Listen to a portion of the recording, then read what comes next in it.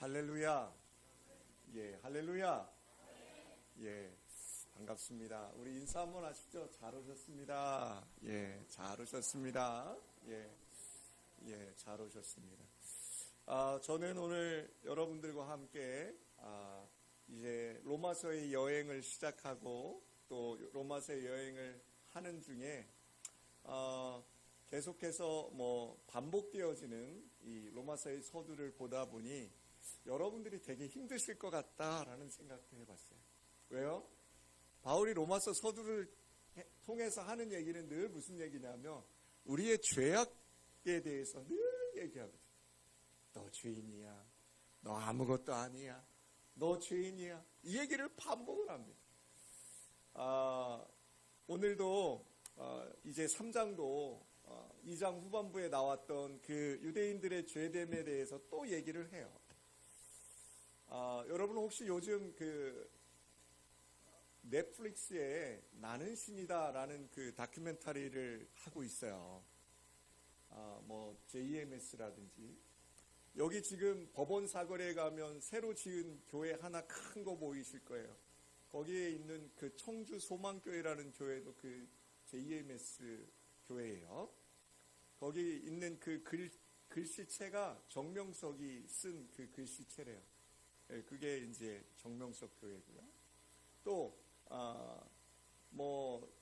이제로 만민중앙교회 이제로 또 예전에 여러분 굉장히 사건이 있었죠. 오대양 사건. 여러분 기억하실 거예요. 연세 드신 분들은. 그거에 대해서 다큐멘터리를 만들었어요. 제가 잠깐 볼 건데요. 이게 이제 예고편인데요. 여러분 이 사람들 다큐멘터리를 만들면서 PD가 만들어 놓은 제목이 있어요. 그 제목이 오늘 설교하고 너무 어울려요. 그 제목이 뭐냐면 나는 신이다. 나는 신이다. 자기들이 신이 된 사람들이라는 거예요. 한번 사람이 신이 어떻게 되는지 한번 다큐멘터리 통해서 잠깐만 볼까 해요. 이동원 전사님 요 앞에 불 좀 꺼주실래요? 네. 다른 데는 안 끄셔도 될 것 같아요. 네, 우리 한번 봅시다. 한국은 메시아가 정명석이 이 시대의 메시아가 JMS를 왜 그리 협박하는 거죠? 제가 사실 밝힐까봐 한 200에서 250개 교회까지 올라간 것 같고 세계 성전 데려다니고 다 기록이 있어요. 목사는 엄청 기도하시고 성경을 2,000권 읽었다. 하나님 안 보인다고 안 보여 날 쳐다봐 하나님. 사실 밝히고 한 명이라도 진짜 그런 피해자 안 나오게 하고 싶어요. 방명은 자신을 비롯한 수많은 여성 신도들이 총기 정치로부터 상습적으로 성폭행을 당했다고 주장했습니다. 그것이 하늘의 뜻이라고 했습니다. 정명석의 성폭행과 이런 사실들이 처음으로 세상에 폭로되는 그런 사건이었죠. 부활증이 알려졌어요. 이재용 목사는 목사의 칼을 쓴 사기꾼이었어요. 교수 김기수는 자신의 성격과 스킬이 세상 천국을 만들겠다. 성자가 쓰는 거예요. 나 안 따르면 너희들 다 죽는다. 그거지 어떤 주님이 신랑교에서 죽었다. 완전 공포였죠. 저도 24년을 15분 넘는 걸로 잘 알고 있습니다. 신앙 얘기하면서 끝까지 계속 묵나가. 안녕. 예, 불 좀.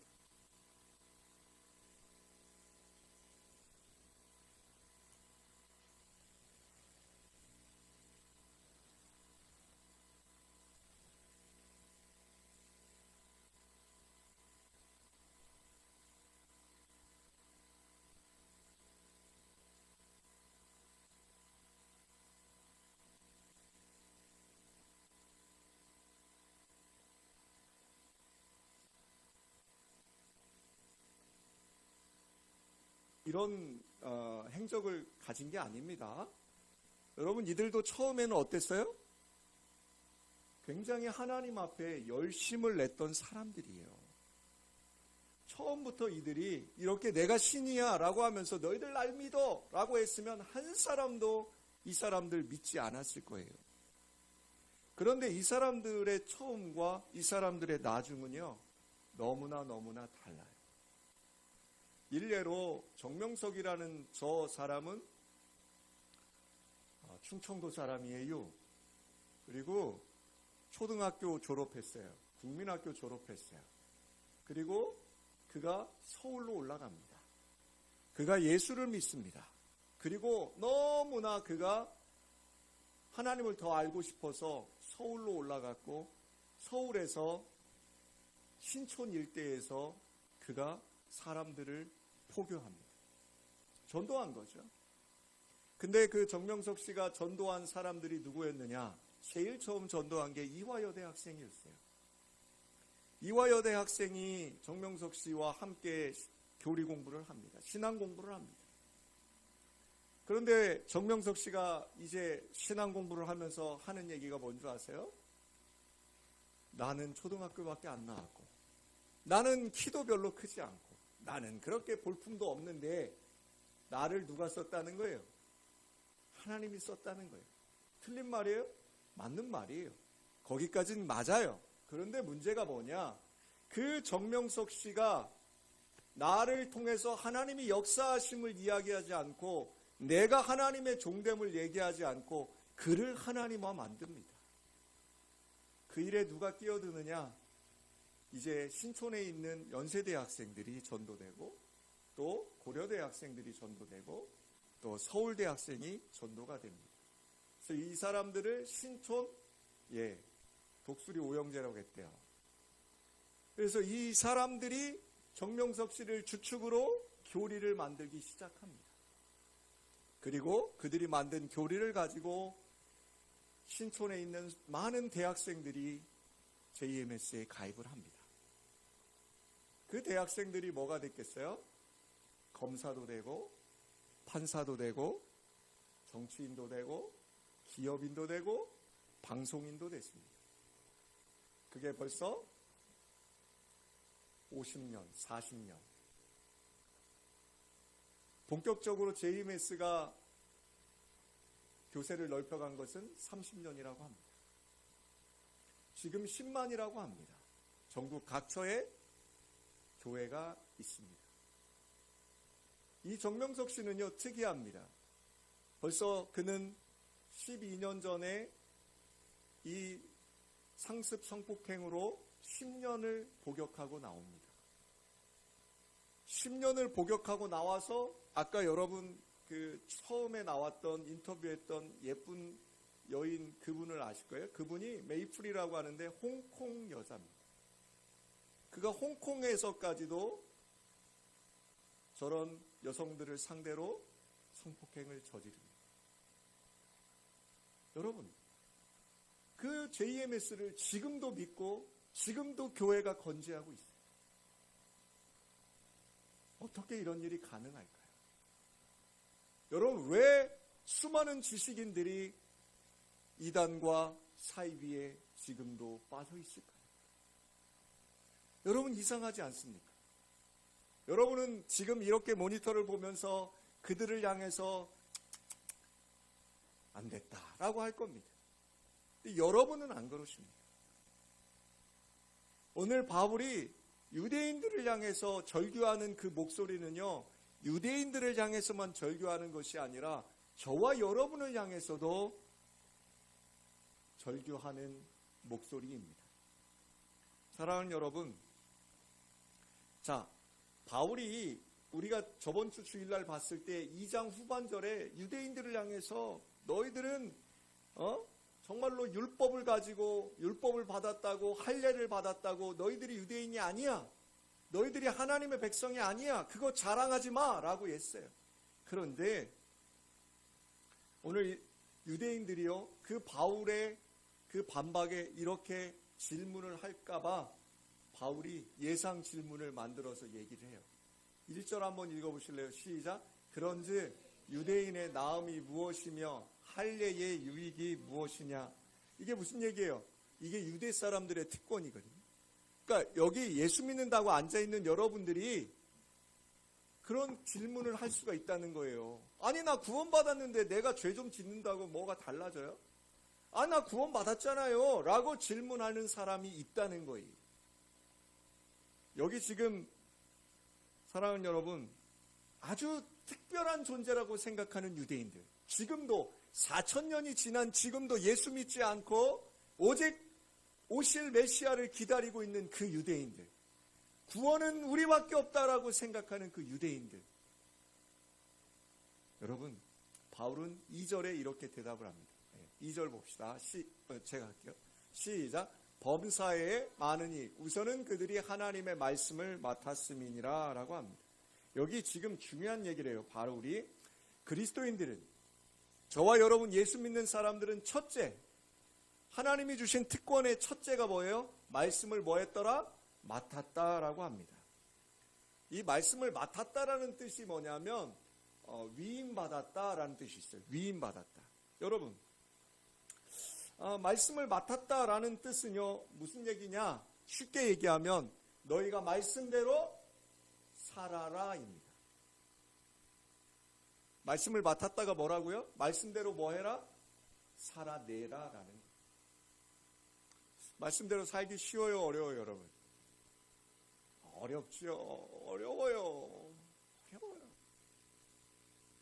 저희가 금요일날 선한목자교회 유기성 목사님 이제 간증을 좀 우리가 영상으로 봤는데, 그 유명하신 유기성 목사님도 얼마나 인생에서 많은 어려움이 있었는지 몰라요. 그 중에 가장 어려운 게 뭐였냐면 바로 자신의 죄를 자기가 볼 때,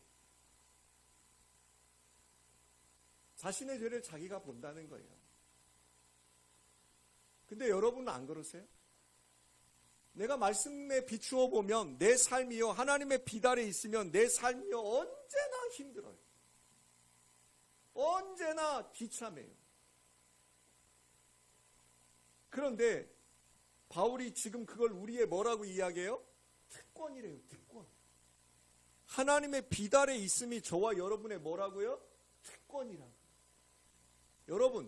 여러분이 죄악을 행할 때에, 여러분들이 죄악을 행할 때에 세상 사람들과 동일하게 살다 보면 함께 죄악됨에 우리가 빠질 때가 있어요. 그런데 중요한 게 있어요. 세상 사람들은 하나님의 비달에 없기 때문에 그들은 그것이 죄라고 생각하지 않고 그냥 합니다. 그런데 예수 믿는 사람들은요, 하나님의 비달에 있으면 그것이 그들과 함께 하더라도 뭐가 있어요? 내 마음에 찔림이 있어요. 여러분, 내 마음에 찔림이 있거들랑, 내 마음에 그것이 머뭇거려지거들랑 그때 감사하십시오. 왜요? 저와 여러분이 아직 하나님의 비달에 있다는 것입니다. 그게 하나님의 말씀을 맡은 자들의 특권 중에 하나예요. 그래서 우리가 살아가는 게 아니라 뭐 해야 돼요? 그 말씀대로 살아내려고 노력해야 돼요. 근데 왜 유대인들은 어땠다고요? 말씀을 맡은 자라는 특권 의식은 있었어요. 그런데 뭘 안 했어요? 살아내려고를 안 했어요. 그저 그들이 했던 건 뭐예요? 11조를 드리고, 사람들이 많이 다니는 길 모퉁이에서 크게 서서 기도하고 금식하고, 그 율법을 뭐 했어요? 그들이 철저하게 지키려고 했어요. 근데 그 율법의 준수가 어디에 있었다고요? 말씀을 지켜내려고 하는 것이 아니라 그들의 특권의식. 내가 살아있는 거예요. 내가 그것을 지켰다는 거예요. 내가 기도하고 있다는 거예요. 내가 금식하고 있다는 거예요. 내가 살아있다는 거예요. 여러분, 2절에서 8절까지 그 일들에 대해서 쭉 이야기를 해요. 여러분, 그리스도인은 두 종류가 있어요. 첫째는 참 그리스도인, 둘째는 명목상 그리스도인. 요즘 아이들 말로 무늬만 크리스찬도 있어요. 예전에 우리 선배 목사님들은 그런 얘기했어요. 썬데이 크리스찬이 있다. 마당만 밟는 자들이 있다. 여러분, 뭐가 다른 걸까요? 참 그리스도인과 명목상의 그리스도인. 그 기준이 바로 하나님의 말씀에 대한 반응이. 즉 하나님의 말씀을 명목상의 그리스도인은 구원에만 만족을 합니다. 무슨 얘기일까요? 나 구원받았으니 끝났다는 겁니다. 나는 이미 구원받았다는 생각에 여러분들이 뭐 하고 있어요? 그 말씀대로 살아내려고 몸부림치지 않고 있다는 거예요. 명목상의 그리스도인. 여러분, 우리 모두는 구원받은 백성임을 믿으십니까? 자신 없죠. 속지 마십시오. 왜 그러냐면 여러분이 구원에 그 자신이 없는 이유는 뭐냐면 바로 여러분이 그렇게 살아내지 못하고 있음을 자각하니까. 그러나 여러분, 구원은 우리의 힘과 우리의 노력으로 되는 게 아님을 로마서 전체가 이야기해요. 구원은 뭘로 받는다고요? 하나님의 믿음, 하나님을 믿는 믿음, 예수 그리스도를 믿는 그 믿음으로 우리가 뭘 해요? 구원받는다라고 로마서는 얘기를 해요. 그런데 중요한 사실 하나를 빼먹어요. 뭐예요? 구원받았는데 구원받은 백성들로 살려고 하는 그 삶이 빠져요. 구원받은 백성이 삶을 여러분 뭐라고 표현하고 있느냐? 바울은 바로 여기서 그 말씀에 반응하며 그 말씀대로 살려고 애쓰는 사람이 참 그리스도인이다라고 얘기합니다. 그러니까 여러분 권리만 주장하지 마시라고요. 여러분에게 뭐도 있어요? 책임도 있습니다. 여러분 교회 생활하는 것도 마찬가지죠. 목사님 나는 할 거 다 해요. 주일날도 오고 헌금도 잘하고 이 정도면 됐죠 라고 생각할 수 있어요. 그런데 여러분, 그것은 여러분들의 권리가 아니에요. 여러분들이 예배당에 오실 때 우리 예수향기교회 멤버가 되시면 이제 여러분들에게는 책임이 따릅니다. 그 책임이 뭐예요? 바로 여러분의 교회, 우리 예수향기교회를 여러분들이 사랑하고 그 예수향기교회를 통하여서 여러분들이 함께 그 사랑을 전하는 거예요. 그러기 위해서 여러분이 하셔야 될 그 책임을 다하셔야 된다는 거예요. 그저 나는 예수 믿는 사람입니다 라는 그 특권의식에 젖어서 나 구원받았으니까 라는 생각에 그쳐서 거기까지만 신앙생활 하시면 안 되는 거예요. 사랑하는 여러분, 말씀과 삶의 분리가 이루어지면 안 됩니다. 오늘 보신 이 이단에 빠져 있는 사람들, 그 사람들이 가장 많이 하는 게 뭐예요? 그들의 말씀과 그들의 삶이 제일 뭐해요? 열심히. 여러분 잘 들어야 돼요. 저 이단과 사이비에 있는 사람들은 그들의 말씀과 그들의 삶이요 우리보다 훨씬 열심을 품어요. 왜 그럴까요? 왜 이단과 사이비들은 저렇게 열심일까요? 여러분, 그 열심이 구원을 얻는다고 얘기하는 거예요. 그들은 오히려 우리랑 반대입니다. 예수는 우리의 구원자이신 메시아는 믿음으로 구원을 받는다고 하는데 저 사이비와 이단들은 그 교주를 향해서 그 열심을 내야만 구원을 받는다고 합니다. 여러분 뭐가 달라요? 여러분 바른 말씀대로 사느냐는 거예요. 여러분들이 참 진리이신 예수 그리스도를 보고 있느냐는 거예요. 그렇다면 그 참 진리이신 예수 그리스도를 바라보고 사시는 여러분들은 저들보다 100배, 1000배, 10,000배 더 뭘 해야 돼요? 말씀대로 살려고 애쓰고 계셔야 되는 거예요.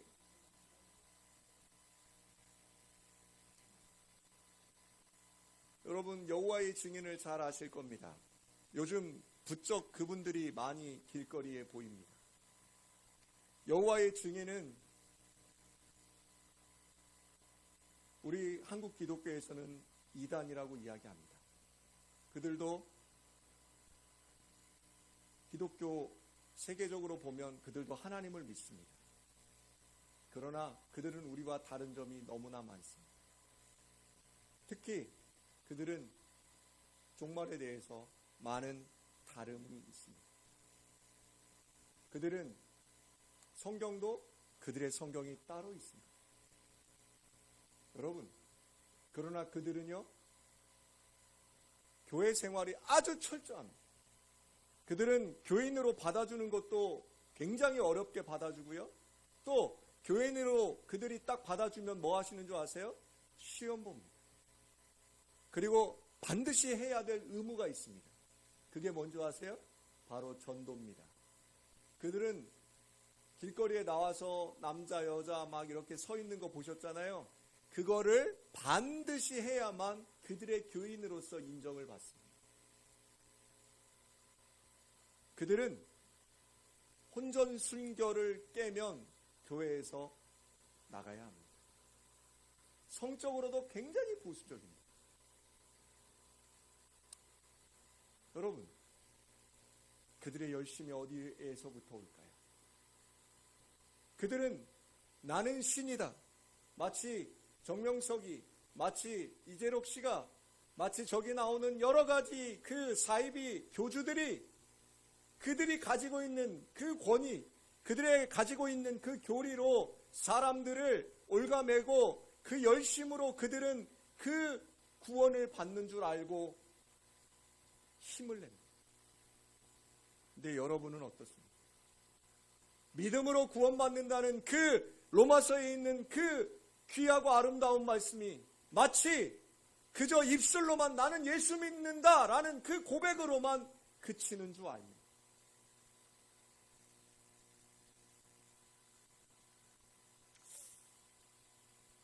여러분,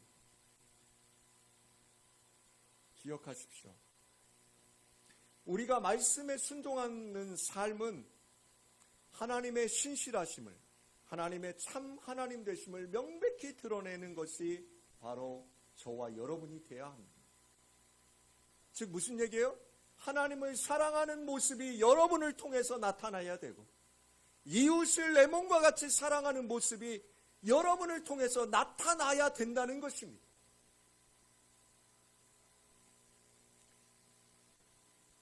오늘 본문 9절을 통해서 바울은 이렇게 이야기합니다.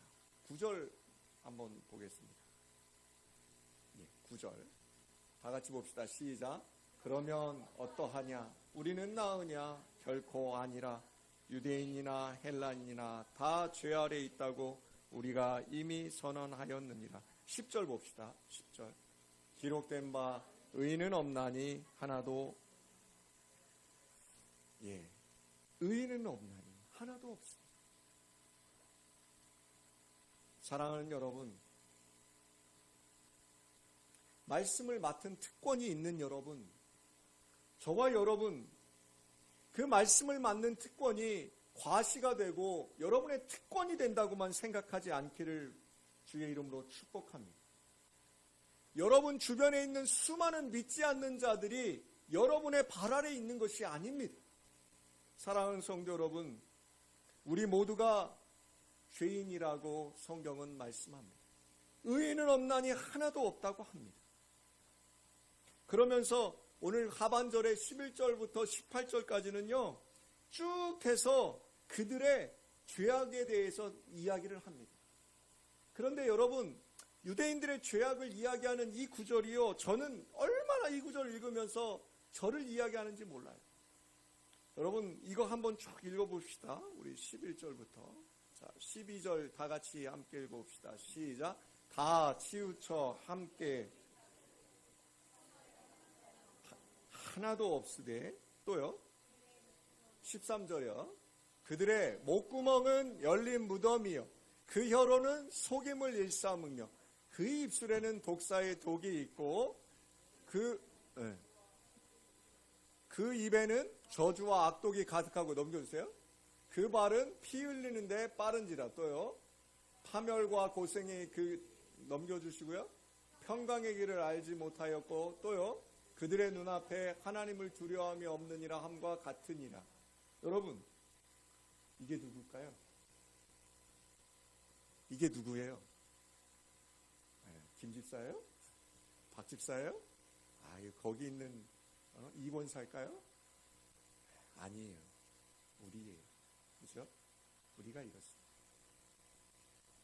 죄의 영향력 아래 있는 우리의 모습은 하나님께 대해 무관심하고 파괴적이며 악의에 찬 혀를 지니고 있으며 남에게 해를 가하는 일에 재빠르며 사람들과 불화하며 하나님을 두려워함이 없는 것입니다.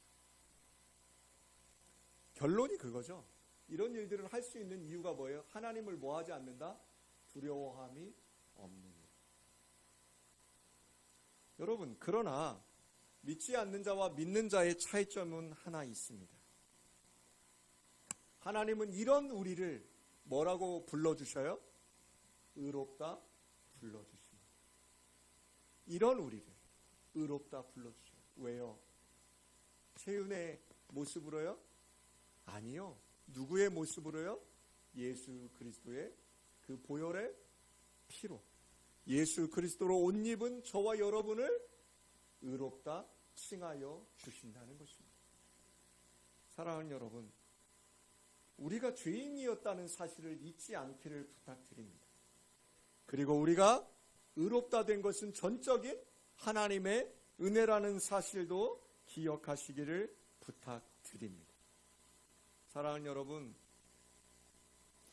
그러면서 바울이 저와 여러분에게 하는 얘기가 뭘까요? 하나님의 말씀을 맡은 특권을 지닌 사람들인 저와 여러분에게 그 말씀을 뭐 하라고요? 실천하라라고 말씀하는 거예요.